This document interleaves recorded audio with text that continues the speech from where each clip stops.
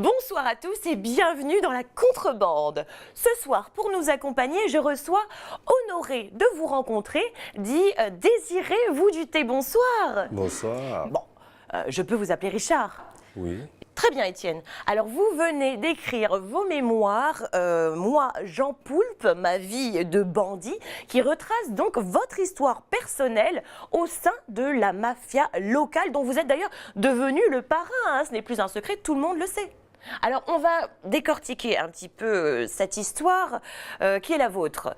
Tout a commencé dans votre logement. À l'époque, hein, vous habitiez un tout petit studio. C'était un petit peu le QG de recrutement de la mafia, non? J'ai vu pas mal de jeunes passer par le studio. Après, qui se lancent après, voir si vraiment ils sont à fond dans ça ou pas.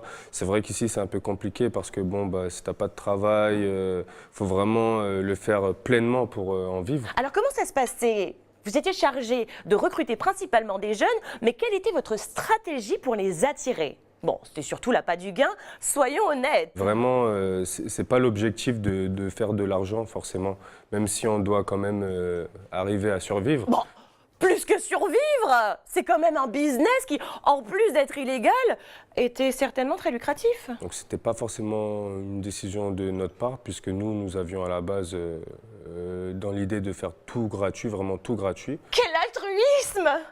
Alors à l'époque, vous étiez souvent sur les routes et vous aviez un credo, lequel? On va crier haut et fort la délinquance. Oh, vous y alliez un peu fort! Mais qu'est-ce qui vous a attiré dans cette vie de débauche? C'est juste voilà, une vibration, une ambiance. Ah oui, l'adrénaline!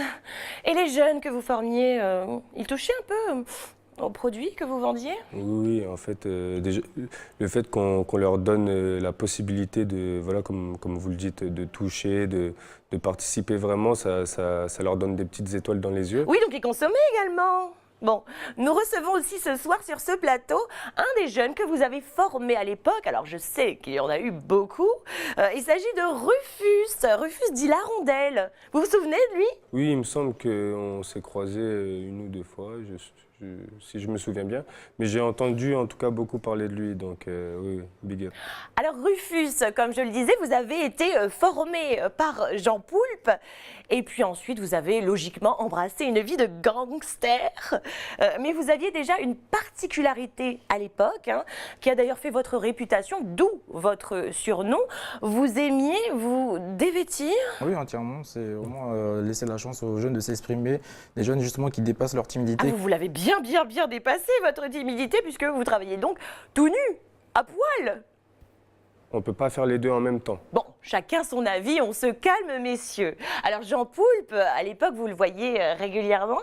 Est-ce que vous aimiez le regarder? Moi, j'ai toujours aimé regarder les gens. Et franchement, ça vaut le détour. On va tout savoir. Bon, écoutez, messieurs, recentrons un petit peu le débat. Il faut quand même préciser hein, que Rufus est devenu votre concurrent direct, Richard. Hein. C'est quand même vous qui l'avez lancé dans le business et lui, il vous a trahi. Certains lui ont même reproché de s'être éloigné de ses racines. Ça ne veut pas dire qu'il est déraciné, au contraire, ça veut dire qu'il est intelligent. Eh ben, dis donc, quel fair-play!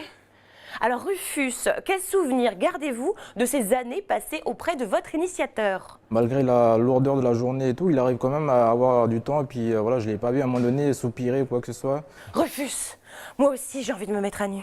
Ça vous dérange? Non, pas du tout. J'apprécie ton expression artistique. Vous voulez vous joindre à nous, Étienne? Nous, on continue à faire ce qu'on fait, à partager de la même manière, quoi. Il y a pas.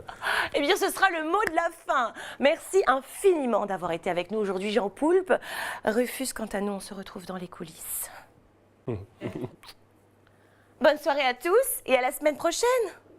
Rufus, attendez-moi.